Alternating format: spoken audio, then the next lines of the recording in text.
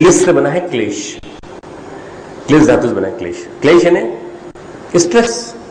आज की सारी स्ट्रेस इसी में है। क्लिश जो है सबसे ज्यादा स्ट्रेस का अगर कोई इंडियन सिनोनिम ढूंढना हो तनाव का तो क्लिश। क्या कहते हैं भगवान, क्या कहते हैं? क्लेशो अधिक तरस तेषाम अव्यक्ता सक्त चेतसा। इसमें बड़ा परेशानी है। वो कहते हैं इसमें परिश्रम विशेष है। क्लेश में हार्ड लेबर है, विशेष परिश्रम। किसमें? अधिक तरस तेषाम, उन सच्चिदानंद घन निराकार ब्रह्म में आसक्त चित्त वाले पुरुषों की साधना में बड़ा अधिक कष्ट है।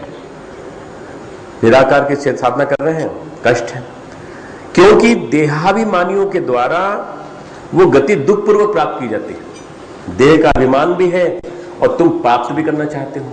तो 5वां श्लोक ये कहता है कि हमें निराकार की भक्ति अगर सोचनी है तो निराकार की भक्ति में परेशानियां ज्यादा होंगी।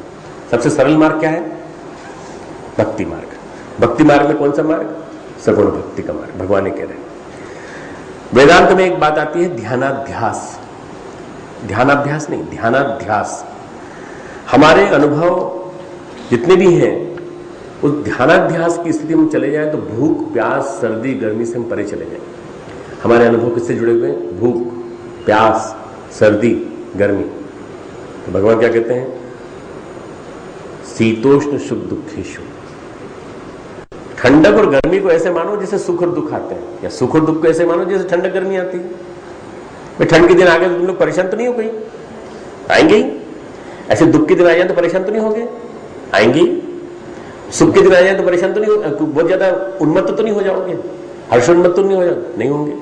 भाई गर्मी के दिन आ गया, बहुत अच्छा हो गया, अब तो हमको बहुत सब नाच रहे हैं बुरी अच्छी तरह से। होली के समय में क्यों नाच रहे हैं? तो अब तो ठंडक गई गर्मी आई। नियम है प्रकृति का। शीतोष्ण सुख दुखेशु। शीत और उष्णता में सुख दुख में समान भाव।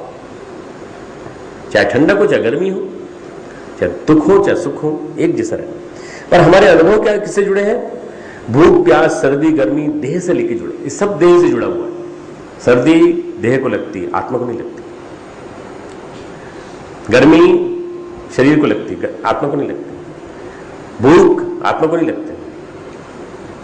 प्यास आत्मा को नहीं लगती। किसको लगती? शरीर। सारी चीज देह से जुड़ी। इसीलिए सारी साधनाओं में तप जरूरी बताया गया। तप इसीलिए अनिवार्य है। तप में क्या है? देह कष्ट पाती है। अभी 9 दिन का तुम लोग तप कर रहे हो ना, 9 दिन का अनुष्ठान कर रहे हो। क्यों कर रहे हो? कष्ट प्रसन्नता पूर्वक सहन करना है। कष्ट को प्रसन्नता पूर्वक सहन करना तप है। कष्ट को प्रसन्नता पूर्वक सहन करना तप है। बस अगर आपने तप की परिभाषा समझ ली तो किससे क्या होगा? देह के प्रति ममता कम होती चली जाएगी। हमारे मन में जो देह के प्रति ममता है, बहुत लगाव है, वो कम होता जाएगा। इससे क्या होगा? संकल्प बल बढ़ेगा। संकल्प बल बढ़ेगा। तप से संकल्प बल बढ़ता है। परम पूज्य गुरुदेव ने 12 तरह के तप बताए। गायत्री महाविज्ञान संयुक्त संस्करण पृष्ठ 81 कभी देखना हो तो लाइब्रेरी में जाकर देख सकते हैं, अपने पास हो देख सकते हैं। पेज 81 सामान्य गायत्री महाविज्ञान संयुक्त संस्करण 12 तरह के तप बताए। क्या तप बताए हैं मैं नोट करा देता हूं, नोट कर लो। आस्वाद पहला।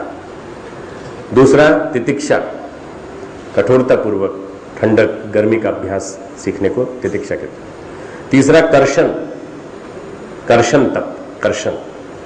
चौथा उपवास। उपवास में एक समय अन्नाहार, शाम को फलाहार।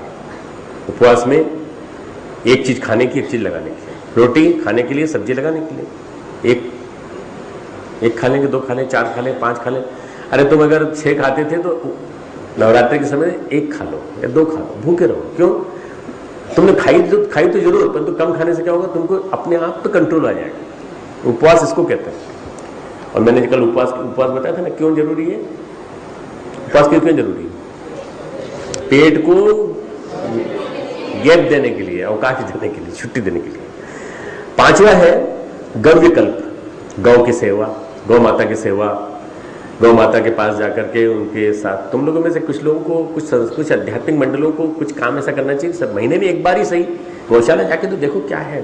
गौशाला में गौ माता के साथ रहकर तो देखो। अरे गोबर है, गौमूत्र है वहाँ। अरे तुम गोबर और गौमूत्र से डर रहे हो। और जब तुम छोटे थे और तुम गड़बड़ करते थे तो तुम्हारी माँ तुमको साफ करती थी कि नहीं, बताओ।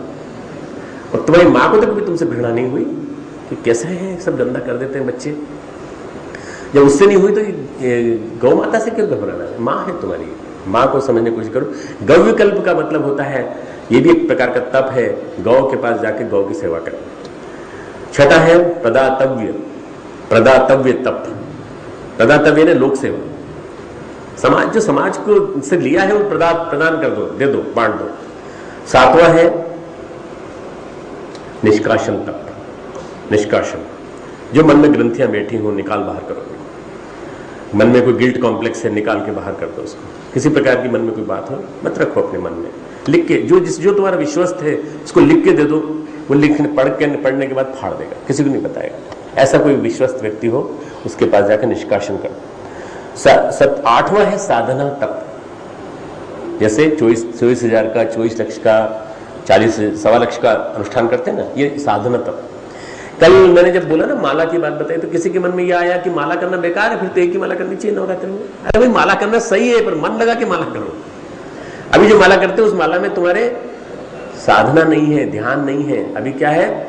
कर का मन का, कर का मन का, कर का मन का, कर का मन का, बस मन का नहीं, मन का जब तक नहीं चालू होगा तब तक कर का मन का किसी काम का नहीं। तो साधना की आलोचना नहीं कर रहा था मैं, ध्यान अनुष्ठान की आलोचना नहीं कर रहा हूं। अनुष्ठान करो, पर अनुष्ठान में ध्यान किस चीज का रहे? परमात्मा का। कोशिश करो। करत करत अभ्यास थे जड़मती हो सुजान। तो करत करत अभ्यास थे, जरूर होती ध्यान, जरूर होते। अरे तुम करो तो सही अभ्यास।